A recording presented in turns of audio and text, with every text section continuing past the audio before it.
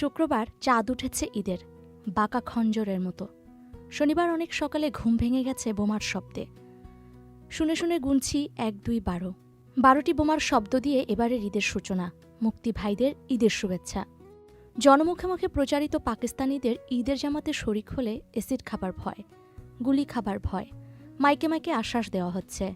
Public ভয় পাক বা না পাক, সরকার পেয়েছে সন্দেহ নেই।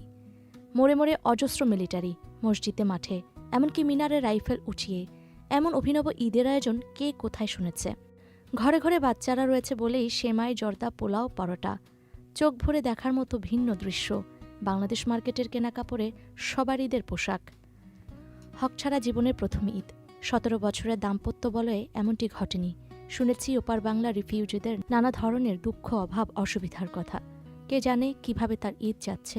বাবাকে ছাড়াও প্রথম ঈদ এটা। কয়েক বছর হাত পা কাঁপানির জন্য জামাতে সামিল হতে পারতেন না, কিন্তু নামাজ বাদ দিতেন না। প্রচণ্ড শীতের রাতেও সুবহে সাদেকের সময় উঠে কাঁপতে কাঁপতে উজু করতেন। গত ঈদে আমি একটা ঘির রং ফ্ল্যানের ফুল শার্ট দিয়েছিলাম। চিরশৌখিন মানুষটি সেটা পরে নতুন বেতের চেয়ারে আলফ্রেড কাটা চুলে বসেছিলেন। মৃত্যুর সময় সেই শার্টটাই পরা ছিলেন। মহাশূন্য থেকে তিনি কি দেখছেন? মা যখন চলে গেলেন, এক ধরনের পাগলামিতেই পেয়েছিল আমায়। মৃত্যু কি, তার সঙ্গে জীবিত মানুষের সম্পর্ক কতটুকুই টেকসই। এক ধারসে পড়ে যাচ্ছিলাম সব ধর্মের ধর্মগ্রন্থ, কিন্তু তুষ্ট হবার মতো কিছু পাচ্ছিলাম না। সবই এক বাণী, আত্মা অবিনশ্বর। আত্মার ধ্বংস নেই, মৃত্যু নেই। সে সঙ্গে যা আমার মনে হয়েছিল, আত্মার পশ্চাৎপদও নেই। মৃত্যুর মহাসম্মানিত রেড কার্পেটের ভেতর দিয়ে সে হয়তো এমন শান্তিময় গতিশূন্য অবস্থান করে, পিছুটান বলতে তার কিছু আর থাকে না। জ্যোতির্ময় আনন্দ শান্তির রাজ্যের বাসিন্দা যিনি, তার কি থাকে পৃথিবী নামের মাটির গ্রহটির দিকে তাকাবার সময়? বোম ব্লাস্ট হলো শান্তিনগর সরকারি ফিল্ম সেন্সর বোর্ডের অফিসে। ফরিদপুর ম্যানশনের ধারের বাড়িটি নাকি চূর্ণ হয়ে গেছে। রামপুরার জংলা জমিতে মুখোমুখি লড়াই হয়েছে মুক্তি আর খানদের মধ্যে। গ্রামের দিকের বহু অংশ নাকি মুক্তি ফৌজের দখলে। তারা এখন উল্টা পদ্মা, মেঘনা, গোমতী, মধুমতিতে কারফিউ দিচ্ছে শুধু খান সেনাদের জন্য। ভারতীয় রেডিও জানাচ্ছে, আকাশসীমা লঙ্ঘনকারী ৩টি পাকিস্তানি সেভর জোটকে ভূপাতিত করা হয়েছে। খবরের সত্যতা পাকিস্তান স্বীকার করেছে, তবে ৩ নয়, বিমানের সংখ্যা ২টি। জয় বাংলা কেন্দ্র জানাচ্ছে, ঈদের দিন থেকে পরিকল্পিতভাবে তাদের দক্ষ সৈনিকরা অনেক সেক্টরে মুখোমুখি লড়াই করছে। পাড়ার মাঠের চারদিকে খালি জমিতে ডাব্লিউ গড়নের পরীক্ষা তৈরির ধুম পড়েছে। আধ খনন করা গর্তে মাটির ঢোলার গোলা বানিয়ে বাচ্চারা খেলার নতুন ক্ষেত্র পেয়েছে। ২৩ তারিখ দুপুরের খবরে গোটা পাকিস্তানে ঘোষিত হয়েছে জরুরি অবস্থা। রাস্তায় লোক মুখ চাওয়া চাও করে মার্শাল লত রয়েছে। আবার এটাকে, ও ভাই, দুটার মধ্যে কোনটা বড়? পলিটিক্যাল হিউমারিস্টের জবাব সবচেয়ে বড় বিচ্ছুরা। ইয়াহিয়া মালিক আর ভুট্টোকে পিণ্ডি তলব করেছে। মিসেস ইন্দিরা বাংলাদেশ সম্পর্কিত সিদ্ধান্তের জন্য আহ্বান জানিয়েছেন আপন বিরোধী লোককে। পাকিস্তানি বেতারে ডেকে পাঠানো হয়েছে ১০০ মিলিটারি অফিসারদের। শুরু হয়েছে নিষ্প্রদীপ মহড়া, যখন তখন আচমকা কারফিউ। খোকার অফিস ধানমন্ডি। ঘাবড়াতে ঘাবড়াতেও ভরসা পাই। ওদের মালিক আকবরের বন্ধু স্থানীয়। তাছাড়া বাঙালির জন্য বাঙালির সেন্টিমেন্ট বড় প্রখর, অথচ মোলায়েম, মায়াদার।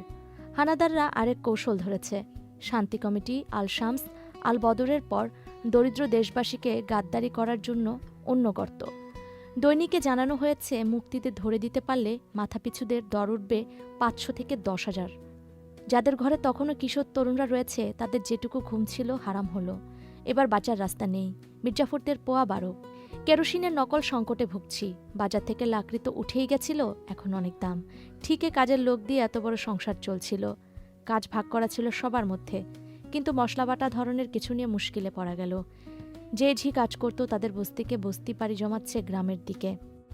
সন্ধ্যার আকাশ গধূলি নয়, লালচে হয় আগুনের আছে। বারান্দা থেকে যেদিকে তাকানো যায়, দূরে দূরে কেবলই নেভি ব্লু রং ধোয়ার কুণ্ডলি, কুপির সল্তের মতো নিভু নিভু শিখা। বসে গেল বৈঠক পারিবারিকভাবে। আকবর একদিকে একজন এক্স এয়ারফোর্স অফিসার, অন্যদিক থেকে ওর এক অবাঙালি কলিগের সঙ্গে প্রায়ই খচাখচি লাগছে শিল্প ব্যাংকের বাঙালিদের ঋণদানের অসম কোঠার পরিকল্পিত ছক নিয়ে। আগাগোড়া সেই লোক নাকি শাসাচ্ছে, সুযোগ এলেই সে দেরি করবে না কামড় বসাতে। তখন অনুতাপে পানি হয়ে গেলেও কাজ হবে না। শহরে বম্বিং হবে এমন ধারণা স্পষ্ট থেকে স্পষ্টতর হচ্ছে। আলাউদ্দিনের খোঁজ নেই। সেই যে গেলই, এখন নাকি বাইরের কাজ বেড়েছে। আক্তারকে গ্রামের অবস্থা দেখার জন্য পাঠানো হয়েছিল। সৈন্যরা নেকড়ের মতো আক্রমণ করছে এখন। ধলেশ্বরীর একচর মরিচাতে মুখোমুখি অ্যাম্বুশ হয়েছে। খানদের সঙ্গে মারা গেছে বিখ্যাত গেরিলা যোদ্ধা ওমর আলী। লঞ্চ যদিও চলছে, নৌকা একদম কম। স্পিড বোটের মালিকরা নদী থেকে বোট ডাঙায় তুলে রেখেছে। খানরা চাইলে ইচ্ছে করে মেশিন বিকল করে রাখে।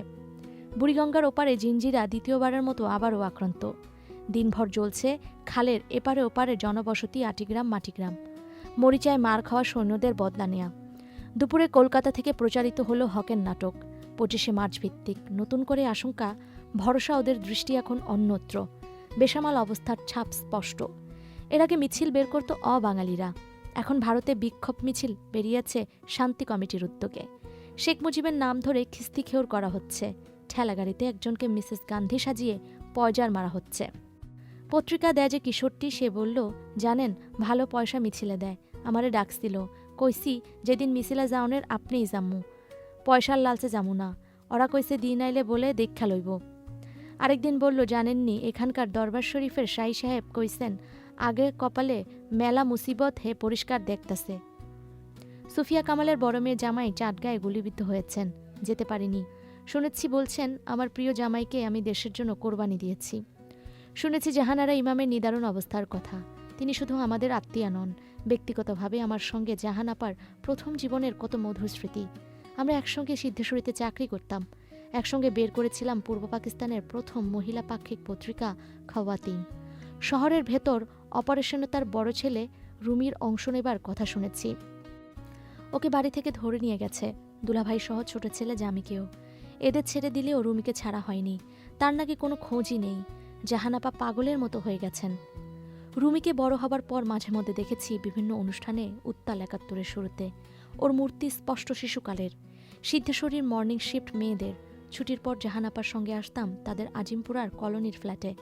গাদা গাদা খেলনা নিয়ে রুমি বসে থাকত। আপা খুবই হাত পা ছুড়ত অভিমানে। দুলাভাই বলতেন, ওর কিছুতেই সহ্য হচ্ছে না তোমার চাকরি করাটা, কদিন পর এসব জেদ থাকবে না সঙ্গী পেলে। জাহানাপা হেসে হেসে ছেলে সামলাতেন। আমায় দেখাতেন নতুন ডিজাইনে নানা রকম ফ্রক, যা আমি তখন পেটে। আপার আগ্রহ ও বিশ্বাস একটি শিশুকন্যার। রুমি অভিমানী এবং দুরন্ত ছিল, কাছে বাচ্চা পেলে কুট করে কামড়ে দিত। সাগর তখন খুব ছোট্ট, ভালো করে বসতেও পারে না।